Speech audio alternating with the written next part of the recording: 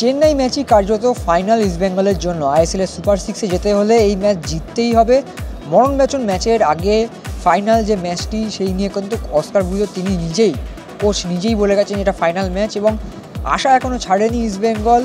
এখনও তারা স্বপ্ন দেখছেন সুপার সিক্সের, এবং সেক্ষেত্রে এই ম্যাচ অত্যন্ত গুরুত্বপূর্ণ। এবং সেই প্রস্তুতি, ফাইনাল প্রস্তুতি, ম্যাচ ডে -1, যেখানে 15 মিনিট আমাদের বরাদ্দ থাকে আপনাদের জন্য ভিডিও দেখানোর, এবং তার পাশাপাশি অনুষ্ঠানে যা যা আপডেট আছে সেই আপডেট নিয়ে আজকে আমরা কথা বলবো। নমস্কার দর্শক বন্ধুরা, এক্সট্রা টাইম বাংলায় আপনাদের সকলকে স্বাগত। আমি রৌনক, এবং এই মুহূর্তে রয়েছি যুবভারতী ক্রীড়াঙ্গনে। যে যুবভারতী ক্রীড়াঙ্গনে আগামীকাল চেন্নাইয়ের এফসির বিরুদ্ধে হোম ম্যাচ খেলতে নামবে অস্কার ব্রুজোর ইস্টবেঙ্গল দল।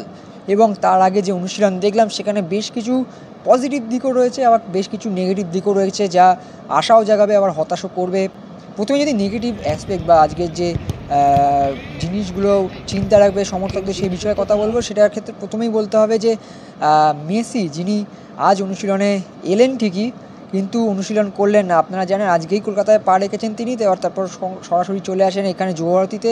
প্র্যাকটিস করার আগে জার্সি নিয়ে শ্যুট করেন, তারপর প্র্যাকটিসে গিয়ে কোচ অস্কার ব্রুজো এবং সতীর্থদের সাথে আলাপ আলোচনা করেন। সেই ভিডিও ইতিমধ্যে আপনারা দেখেছেন এবং জেনেছেন, এবং তারপর দীর্ঘক্ষণের একটা মিটিংয়ে তিনি সামিল ছিলেন এবং তারপর নিজের গন্তব্যস্থলে চলে যান মূলত বিশ্রাম নেওয়ার জন্য। তাই ম্যাচের আগের দিন এসে সেভাবে প্র্যাকটিস না করতে পারায় তিনি খেলতে পারবেন কিনা এটা একটা প্রশ্নচিহ্ন থাকছে। তবে কোচ অস্কার ব্রুজো আগেই জানিয়েছেন যে ম্যাচের দিন সকালে তার সাথে কথা বলে তারপরেই ঠিক করবেন যে তাকে 10-15 মিনিট খেলানো যাবে কিনা। অন্যদিকে যদি আরেকটা চিন্তার কথা বলা যায় সেক্ষেত্রে অবশ্যই ক্লেটন সিলভা, তিনি এর আগেও আমরা আপডেট দিচ্ছি যে আর অনুশীলনে আসছেন না, তার চোট রয়েছে, চেষ্টা করছেন ফিরে আসা, কিন্তু যথেষ্ট কঠিন একটা বিষয়। এবং তার পাশাপাশি আক্রমণে আরও একটা চিন্তার বিষয় রয়েছে, সেটা হচ্ছে রিচার্ড সেলিস।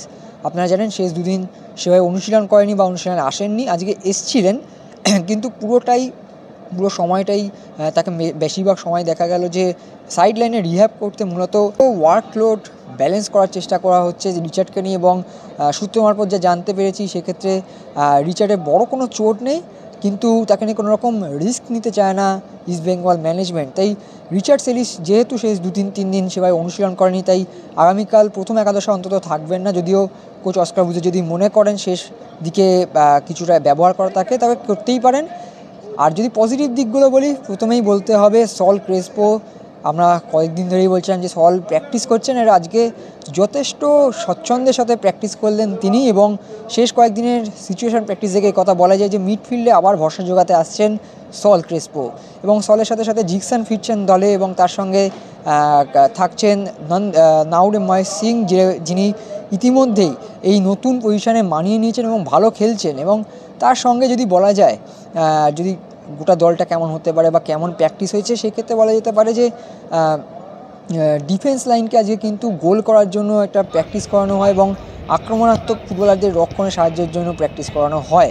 এবং আরও একটা পজিটিভ দিক বলে তারপরে কীরকম দল হতে পারে সে কথায় আসবো, সেটা হচ্ছে আনোয়ার আলী। আনোয়ার কিন্তু পুরোদমে অনুশীলন শুরু করে দিয়েছেন, বল পায়, সতীর্থদের সঙ্গে অনুশীলনের সময় গোলও করছেন, হাসি খুশি দেখা যাচ্ছে তাকে। তবে আনোয়ারও হয়তো এই ম্যাচে খেলবেন না, তার কারণ কোচ অস্কার ব্রুজো নিজেই জানিয়েছেন যে তিনি ফিট হয়ে উঠছেন, কিন্তু এখনই তাকে নিয়ে রিস্ক নেওয়া যাবে না, আরও কিছুদিন অপেক্ষা করতে হবে। তবে যদি বলা যায় দল কেমন হতে পারে, সেক্ষেত্রে অবশ্যই গিল গোলে, এবং তার পাশে ডিফেন্স সামলাবেন মাঝখানে হেক্টর ইউসতে এবং লালচুনুঙ্গা, দুপাশে রাকিব এবং নিশু কুমার। অবশ্যই আজকে প্রবাদ লাকড়া এসেছিলেন প্রেস কনফারেন্সে এবং তাকেও প্রস্তুত রাখা হচ্ছে, কিন্তু যা সম্ভাবনা রয়েছে রাকিব শুরু করতে পারেন। এবং তাদের সামনে ব্লকার হিসেবে অবশ্যই জিকসন সিং, তাদের সামনে একদিকে যেটা বললাম নাউরে মহেশ সিং যেভাবে ফুল ফোটাচ্ছেন মাঝমাঠে, তার সঙ্গী হতে আসছেন সল ক্রেসপো। তাই মাঝমাঠ কিন্তু আরও শক্তপোক্ত হতে চলেছে ইস্টবেঙ্গলে। আর দুটো উইংয়ে একদিকে বিষ্ণু, এবং যেহেতু সেলিস আজ সেভাবে অনুশীলন করলেন না, রিহ্যাব করলেন, তাই সেই সেলিসের জায়গায় দেখা যেতে পারে নন্দকুমারকে, এবং সামনে একা দিমিত্রিওস দিয়ামান্তাকোস থাকবেন। অর্থাৎ একটা ব্যালেন্স টিম করতে চলেছেন অস্কার ব্রুজো, এবং বাকিটা আগামীকাল যখন টিম লিস্ট আমরা পাবো সেখান থেকেই বোঝা যাবে। তবে এই ছিল আজ ইস্টবেঙ্গলের অনুশীলনের যাবতীয় যা আপডেট রয়েছে। কোচ অস্কার ব্রুজো একদিকে এমন চিন্তায় থাকবেন, তার সঙ্গে সঙ্গে একটা স্বস্তিও তার দলে ফিরছে, কারণ সল ক্রেসপো ফিরছেন, আনোয়ার ফিট হয়ে উঠছেন এবং জিকসন থাকছেন দলে। এবং অন্যদিকে সেলিসের চোটও সেরকম গুরুতর নয়, এবং মেসির আপডেটস জানতে হলে আরও বেশ কিছুদিন হয়তো অপেক্ষা করতে হবে আমাদের, কারণ আজকের অনুশীলনে তিনি অনুশীলন করলেন না। তবে আগামী দিনে যেদিনই অনুশীলন করুক অবশ্যই ভিডিও থাকবে আপনাদের জন্য।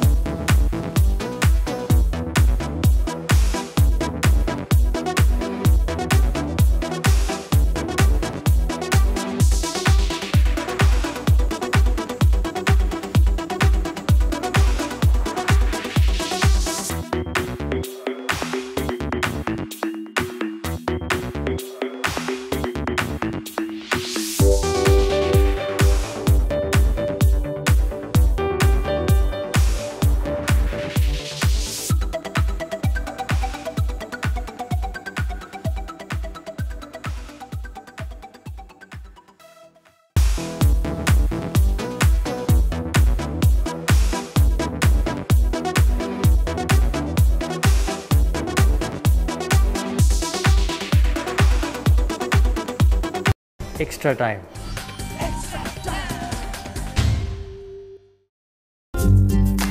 লেটেস্ট নিউজ আর এক্সক্লুসিভ ভিডিওর সঙ্গে আপডেট থাকতে এখনই সাবস্ক্রাইব করুন আমাদের ইউটিউব চ্যানেল। বেল আইকনে ক্লিক করতে ভুলবেন না যেন।